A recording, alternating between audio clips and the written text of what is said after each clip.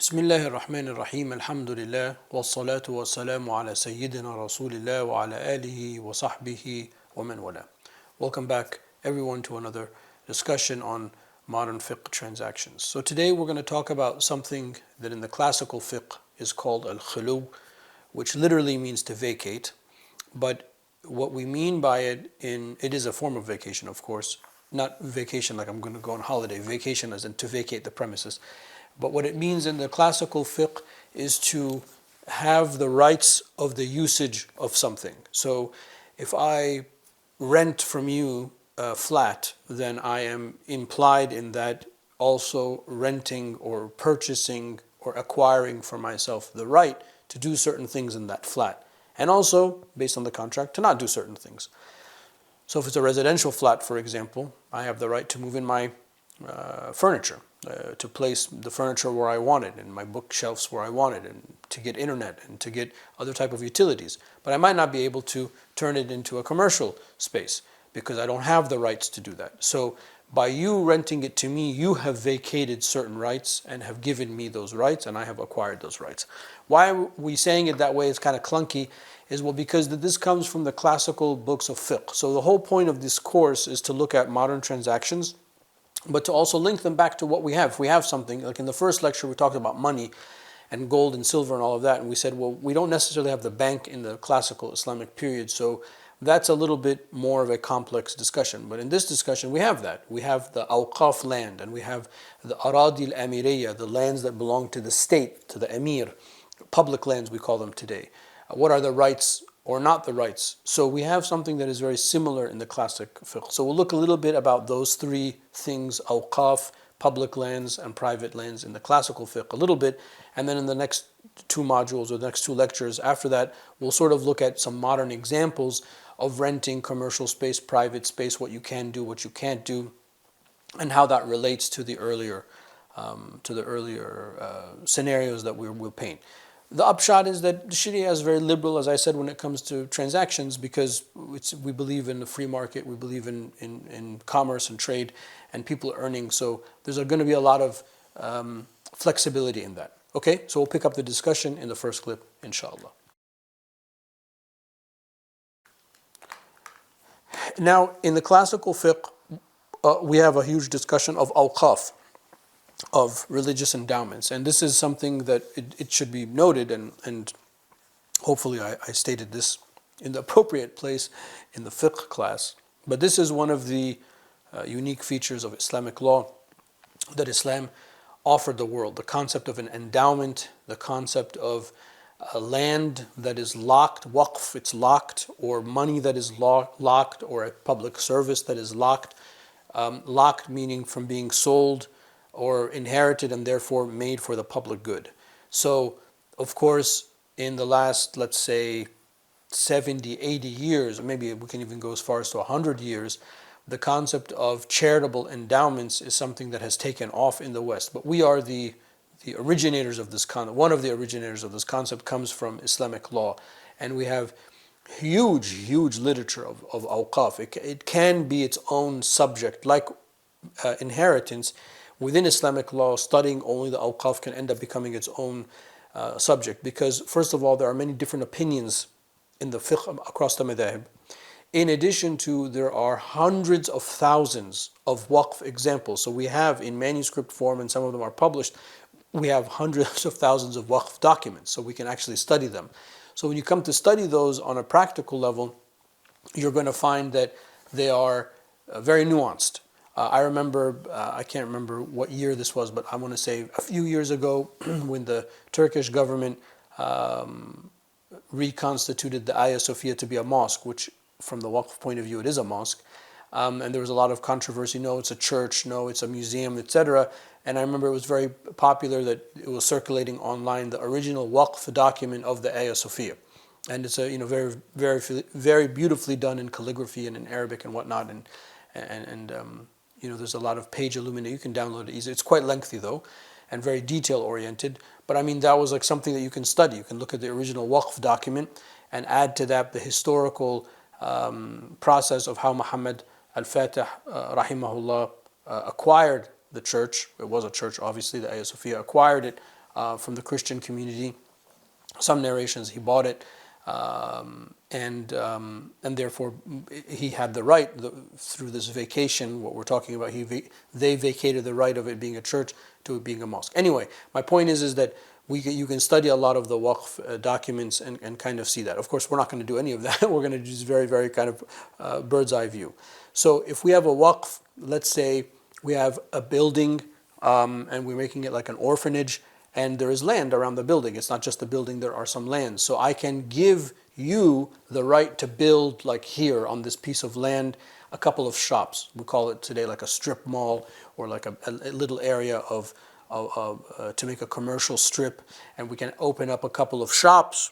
Maybe there's a little supermarket, maybe there's something that's selling, a little bookstore, maybe there's like a cafe or something like that. And the idea is that some of that profit in the agreement between us would come back to us. Well, if I've given you that right, then I have vacated my direct ownership, complete ownership of that space, and I have given you the right to build it. So you're going to have to bring in laborers, workers, construction material. Things might get a little messy. There might be a little trap. Be like, yeah, hey, please, clean the trash. The kids can't get in the orphan. Back and forth. Normal life stuff. But therefore, we have given you we have vacated the control of that space to you, and we have done something as long as that it's in the benefit of the general waqf and the original intention of the waqf, then it's permissible. Of course, there are differences of opinion, but of course this is something that we want, or else the waqf will die. And unfortunately, like in Egypt, the country of my family, a lot of the awqaf died when Muhammad Ali Pasha came. Well, first of all of Egypt, Muhammad Ali said, it seemed like all of Egypt and all the good spaces were under waqf, so he wasn't able to do much. That was a little bit of a controversy where I think, unfortunately, he might have usurped some of the awqaf, which is a problem. But the thing is, if the building or the facility, or if it's an orchard or grove or something like that, if it's not maintained, it will die. So it's in our interest to make that, give you the ability to do that. So I just got to pop into the notes every now and again.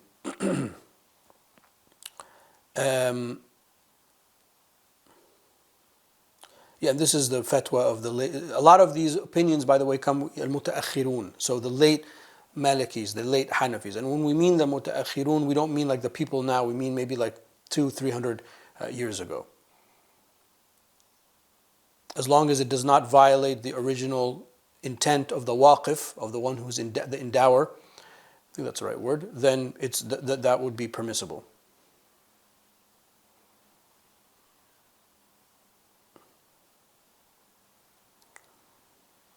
Okay, then we also have public lands, al-aradi al-amiriyya, and that's kind of one of those technical terms you need to know. This comes from amir. So somebody has given land to the state has acquired land, somebody died that didn't have any inheritors, so the land goes to the state. There is conquest, an expansion of the body politic, so new lands come into the lands of the state. So there's a lot of Aradi al-Amiriyya in all sorts of periods of Islamic history. There are these public lands, and of course the state does not have the bandwidth whatsoever to deal with those. I mean, the state usually likes to think it does, but in reality you have to get those out to a contractor, or you have to give those to somebody who's an expert. If I want to build a bridge, the state doesn't have like the bridge building team. You got to get a construction company to build it. If I want to build a hospital, if I want to build a sporting facility, I mean, you got to bring in people that know how to do that. So again, in the discussion of Islamic law, you'll find the permissibility of the state giving those people, those agents, the state will do the khulu, it will relinquish its control in a limited way over those lands and allow you the rights to build it, the right to develop it.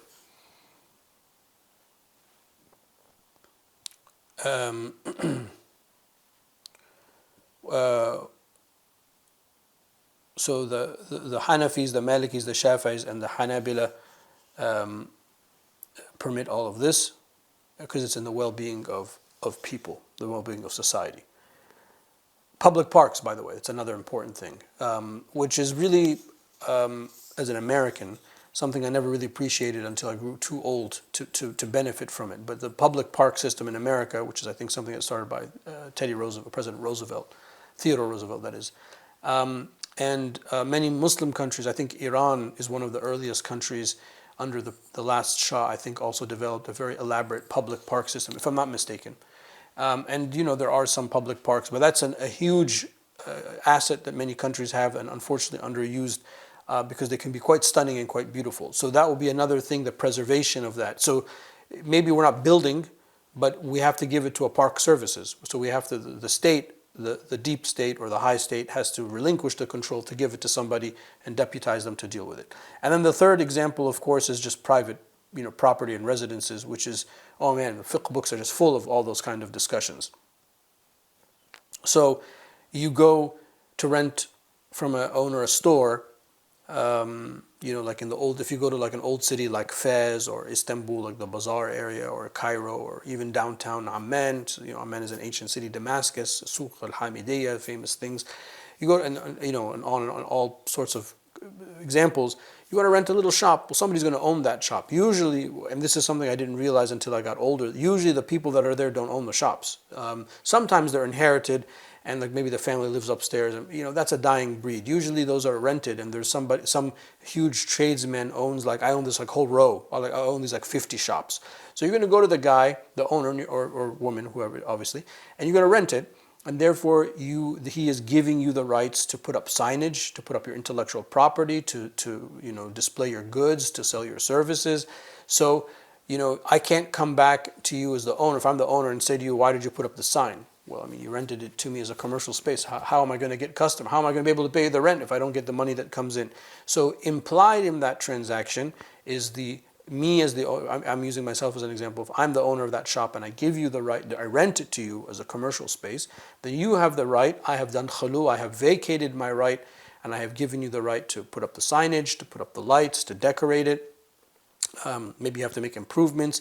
Maybe you're selling cooked goods, so you have to improve the kitchen structure. You have to bring it up to code. You're going to have to cut here, bend here, poke a hole here, put in this. All of that stuff I have given. I have vacated my right to you to be able to do those things. Now, in the next clip, I'm running out of time, but what we're going to end up talking about, well, what happens when I want that space back, and there's like a dispute, or if you want to stay longer than the contract. So that's sort of where the modern kind of examples will come up, and we'll talk about that inshallah in the next clip. Okay, so in the last clip, we kind of took a little stroll down memory lane, and we looked at the three broad kind of spaces in Islamic law and Islamic history, indeed, in which this type of discussion would be appropriate. So we looked at the awqaf, the endowments, and the endowments, obviously mosques are endowments, but they could be like an orchard or a grove or a farm, or there could be a building like a hospital, an orphanage, a school, things like that. And then we looked at the public lands, al-aradi al-amiriyya, lands of the state, which obviously will be huge and vast because, in any country, I don't have a statistic, but one would assume that the vast majority of lands are going to be controlled by the state. So think of things like airport or train stations, major industrial places. Well, maybe industrial places might be privately owned, but ports, all of like the major entry points to a country, those are all public lands, right? Those are owned by the state and controlled by the state, but it's not necessarily operated by the state. The state can't do all of that thing. As a matter of fact, if a state does those things, it's going to put itself in a very difficult situation because the bandwidth of the state doesn't have the bandwidth for that kind of thing, or neither does it have the expertise. It controls the right of that and the ownership, and can regulate and legislate and then prosecute, if things are violate the laws. But at the end of the day, ports, you got to outsource it to a port authority, and they got to run it because it's a business. The governments can't do that. Anyway, so we talked about that, and then in the end, kind of very quickly, we talked about private, like a little shop in like an old city. We talked about. So in this clip, let's talk a little bit about more of the modern things that we have. This will be related to the last lecture. Yesterday's lecture, when we talked about intellectual rights. So remember that the Sharia acknowledges intellectual rights, trademarks, patents, and things like that. So if you open up a store and you become super popular, then the value of that store has increased, right? So if I own a store, if I own 10 shops, and they're like in a row, the ones at the end will probably be more valuable than the ones in the middle, or it depends about the foot traffic. Let's say the state comes and says, look, we need to put a street down the middle of your row. So I owe 10. So they're going to say, stores 6 and 7, we have to remove. We will pay you compensation for damages, and we have to put a thoroughfare. Now, stores 4 and 7 are now the edge, right? Because now there's a new thoroughfare that opened up in the place of 5 and 6. So I have 1 is on the edge, 2 and 3 are in the middle, 4 is on the edge, 7 is on the edge, 8 and 9 are in the middle, and 10 is on the edge. So that will change the dynamic of the ownership. That where a store has foot traffic, we say, or footfall, will be more expensive than another one.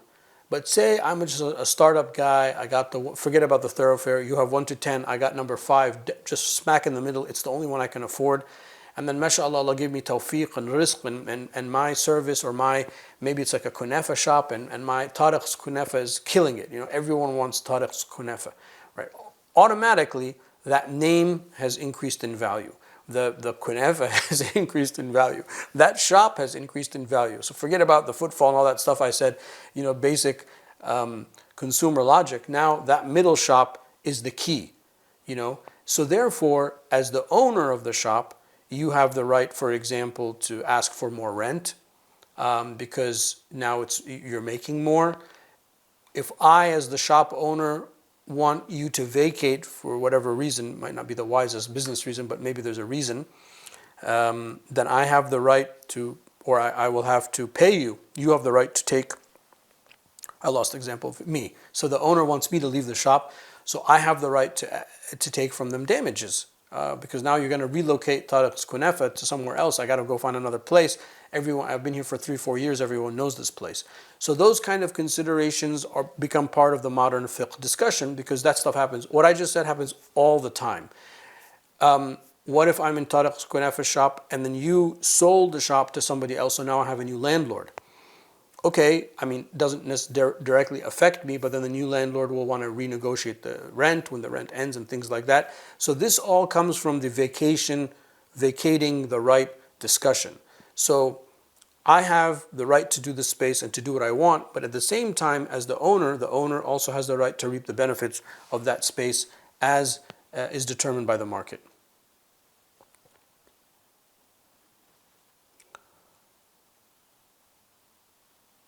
Now, I can pay you, the owner can come and pay me to leave, as I said, if they want the shop, or, let's say that the owner got a good deal to sell all 10 shops, for like 10x the value of what he bought it for, and he's older and he wants to retire, and the new person that's going to buy is a developer, they want to open up like a brand new like mega market type of place.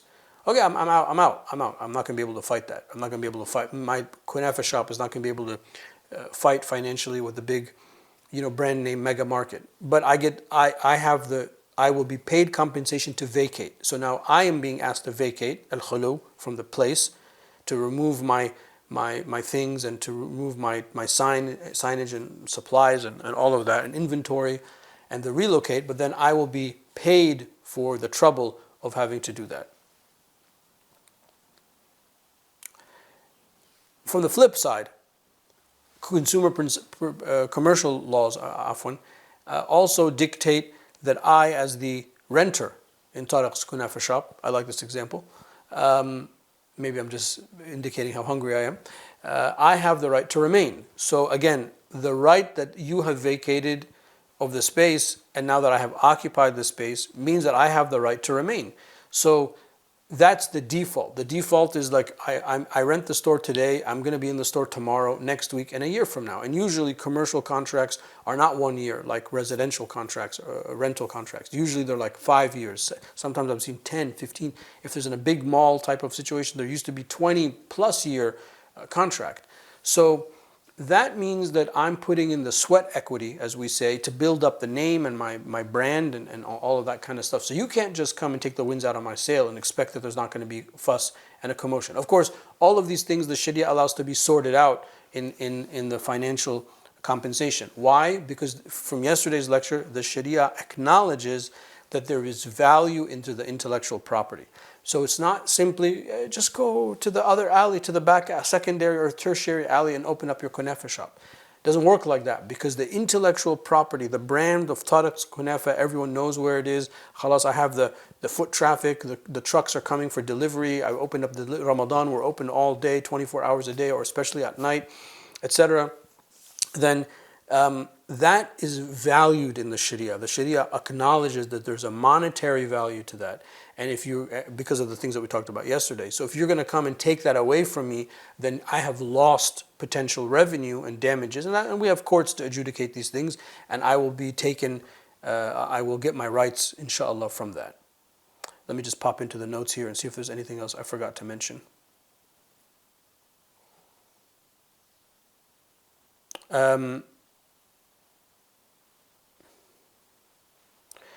There can also be a partial situation. Let's say I, forget Tariq's Kunafa, I have a building and I want to build an apartment building. I have the right to build 5 stories. I only have liquid cash to build 2 stories. Well, I need to continue it. So a bank might come in and help finance the rest of that. And to attract people, I might lower the rent, of those new places, or pre-sell them, or sell the bottom or rent the bottom as commercial at a higher value to be able to continue the building. So the bank has come, financial institution has come to finance the rest of the building, and therefore I have given them the right to come in with their equity, and maybe there's some kind of deal. We're going to split the rents over the first 10 years or something like that to help with the repayments of the installments or something like that. So there can be partial situations. So the Kunafa shop example is just a very simple, like 1-to-1 type of ratio example. In real life, unfortunately, the building that's not complete is usually that's the case. That commercial ventures require a lot of liquidity, and oftentimes very, very few individuals can do that. Even if you pool investors together, it's almost impossible. You need the financial institution to come in. So the whole concept of vacating rights and of giving rights and paying for damages and things like that, that whole conversation is also acknowledged in the Sharia. In the next clip, there are a couple of other scenarios. I'm not going to have time, as I see that I am running out of time now. So we're going to do those in the next clip, inshallah, and then wrap it up there. So I'll see you back soon. Okay, in some of those examples I touched upon in the previous clip, we talked about having to vacate prematurely from the contract. So let's talk a little bit about that kind of scenario. First of all, there's always going to be the right in the contract, in a modern commercial contract, renting contract, there's always going to be a right to renew. So the contract is valid for a year and is subject to renewal unless 1, 2, 3 things happen. Or like, in the 11th month, we can have a verbal conversation or email conversation, electronic conversation on Zoom or something, and we can extend it for another year. So you'll always have, sometimes for whatever reason they're limited, but that's a very rare instance. I mean, I've almost never seen that. It has to be an extenuating circumstance, like you've sold the strip mall to a developer and you can only rent it out for a year, at which time you have to submit it. But then I don't know why a commercial customer, potential customer, would want to rent for only a year. That's not good for business either. So I've almost never seen that. I've heard of it, but I've really never seen it. Usually, there's a subject to renewal. If it's a 1-year contract, 5-year, whatever the extent, is subject to renewal.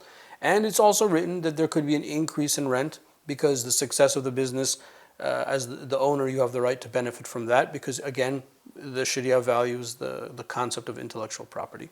And then, so that's one side of it. So the Sharia acknowledges that. And then there's another side to it, is what happens if you have to leave and vacate early. And that's where there's slightly a difference of opinion amongst the fuqaha. I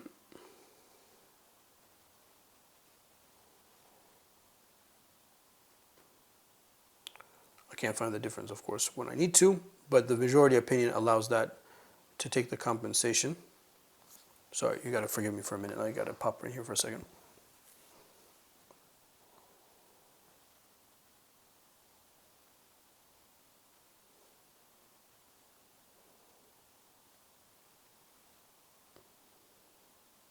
So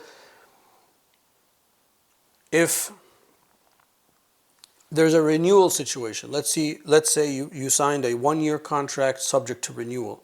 Subject to renewal based on the agreement of the two.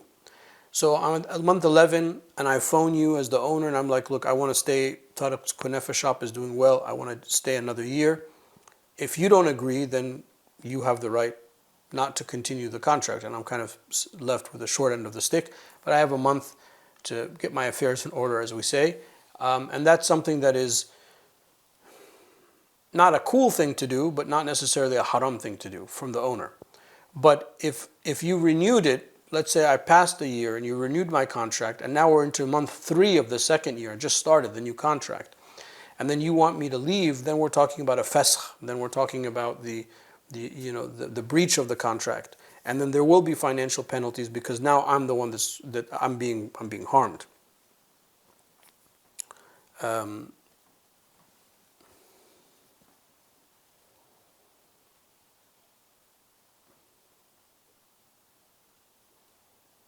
Sorry, that opinion is that validates is the Maliki position, also the position of Abu Yusuf from the Hanafis, and one of the positions in the Shafi'is is that you are allowed to take a compensation. That's what I was looking for.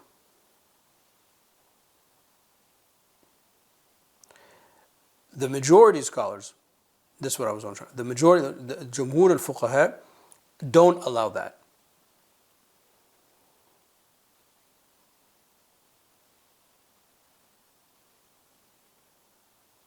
The second group of scholars allow it, which is what is common, because the breach of the contract, if you vacated the contract and then you take a compensation, they interpret that compensation as a second transaction.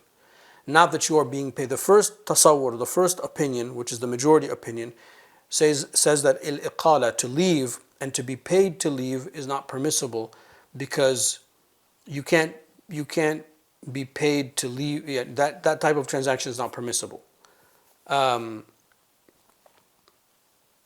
Because the iqala, to leave, is a type of fasakh, is a type of breach of contract, and we don't get paid for a breach of contract.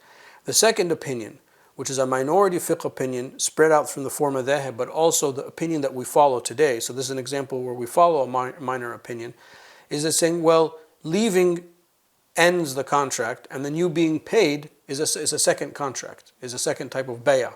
وَأَحَلَّ اللَّهُ الْبَيْعَ وَحَرَّمَ الرِّبَى. Allah Ta'ala made trade and transactions permissible, and usury is haram. So this is a good example. I'm sorry I paused. The notes that I have in front of me are just, the font is very small. You don't need to know that. I'm just saying. I could have prepared better, of course, but sometimes when I'm speaking, I can't find what I'm saying, especially when the notes are in one language and I'm speaking in another language. That's also a challenge, by the way. To read in Arabic and to instantaneously communicate in another language is a challenging task. May Allah Ta'ala make it easy for all of us, inshallah. This is an example where we follow a minor opinion. Minor opinion we follow, meaning that it's now codified. In most Muslim majority countries, this is something that is permissible. So, as I said in the very beginning of this discussion, we're not looking for, this has to be a beyond just the mu'tamid of your madhab discussion. You can't just look at your madhab, and you can't just look at the mu'tamid, as long as there's a viable dissenting opinion. If it's a very loose, like solitary, one random mujtahid somewhere said that all alone, okay, maybe that would be a little bit too dubious for us to codify into law. You can certainly follow it if it's a legitimate mujtahid and we know that that's their opinion. But you can follow it maybe on an individual level. But to raise that to the point in which we're going to codify it in a national code of law or commerce law, that would require a committee of ulama to agree to that. But this is not one of those cases. This is just simply a dissenting opinion that's spread out from according to the four madhahib. So you will find this a lot in our discussion, in which we'll have to do stuff like that, meaning taking a minor positions. Now, a last kind of scenario is subleasing. This is something that I would say my experience is I've seen 50-50. 50% of contracts allow people to sublease. 50% don't allow you to sublease. Of the 50% that allow you to sublease, it's about another 50-50. You can sublease without any permission, and then the other half is you can sublease with permission. So if I rent a place for you, let's say I'm a student and I rented a flat near the university for a year, for 12 months. It's a college town, so people know that you're students. And then after the first semester, I was accepted for a fellowship to go to another university or a semester abroad. I have my contract and my lease. I have to pay you the rent. المسلمون عند شروطهم. We have to be with our conditions.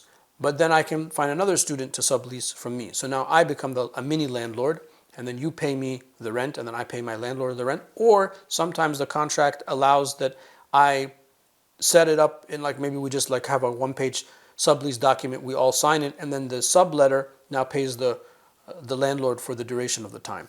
So that's also something that happens very frequently, also with commercial spaces, because especially in commercial spaces, when the renter period is so long, sometimes a person in business is just no tawfiq and you can't afford it, but you're stuck with the rent, so then you are forced to sublet it out to somebody else.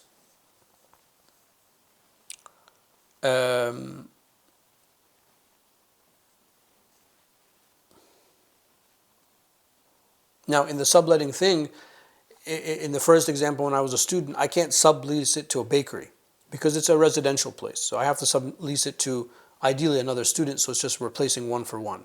Same thing with the commercial space. I can't, especially with zoning. So zoning is something I didn't necessarily get into.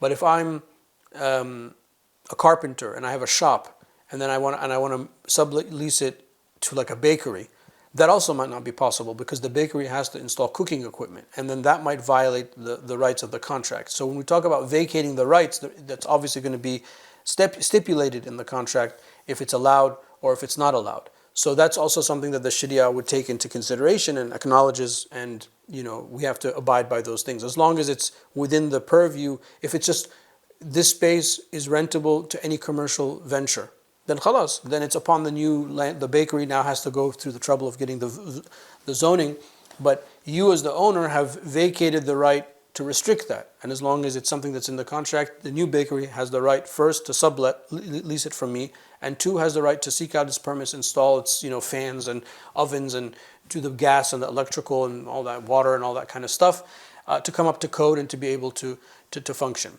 Of course, there might be stipulated in the contract that if you breach any walls or pull any utilities, you have to pull the permits. Then you would be on the hook for that. And if you caused any damages in that, you would be liable for the damages, which is another conversation.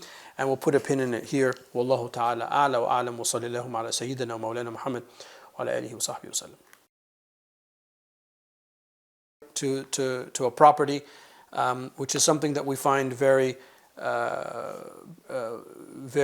well discussed in classical Islamic law, because we have a huge, very rich literature of awqaf, of religious endowments. And I was saying, and just to repeat, that the religious endowments is its own subfield of study within Islamic law.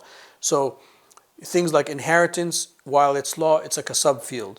As-siyasatu shar'iyya, Islamic governance, while it's part of Islamic law, it's really its own subfield. This is another area of those things where it is part of Islamic law, but it's really its own subfield, because we have literally hundreds of thousands of documents, of awqaf documents, and by reading them you see all of the nuances. So we started by saying if you have a waqf, then you have the right to lease out part of the land for somebody to do something that will come back to the benefit of the awqaf, because as long as it doesn't destroy the cohesiveness of the awqaf or doesn't cause the awqaf to dissipate or to die, we want that, because we want the awqafs to be revived and to continue running. And unfortunately, many of the awqaf have died because that didn't happen historically, which is another subject.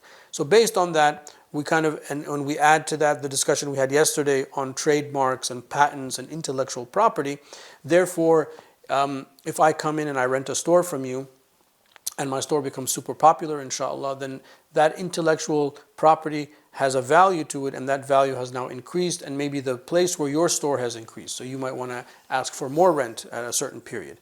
At the same time, if I've rented from you, you have vacated your right to the place for me, so then I can do the things that are stipulated in the contract, to do the things, to put up signages, lights, so on, and paint this and that, install this, remove that, whatever the case may be. And then you as the owner also have the right to ask me to vacate the space prematurely. And we said there's a difference of opinion. The majority opinion says you can't be compensated for that. The minority opinion says you can, and that's the opinion that we take in the modern world because it's more in line with how commerce has. And this is an important example that when we talk about modern transactions, we are not limiting ourselves neither to our madhab only, nor to the mu'tamid of our madhab, but looking out at other madhab and other opinions, even if they be minority opinions, because it is for the greatest maslahah. There are some smaller things we talked about, public lands and things like that, but basically this is the summary of the lecture. Walhamdulillahi Rabbil Alameen. Wa sallallahu ala Sayyidina Mawlana Muhammad wa ala alihi wa sahbihi wa sallam.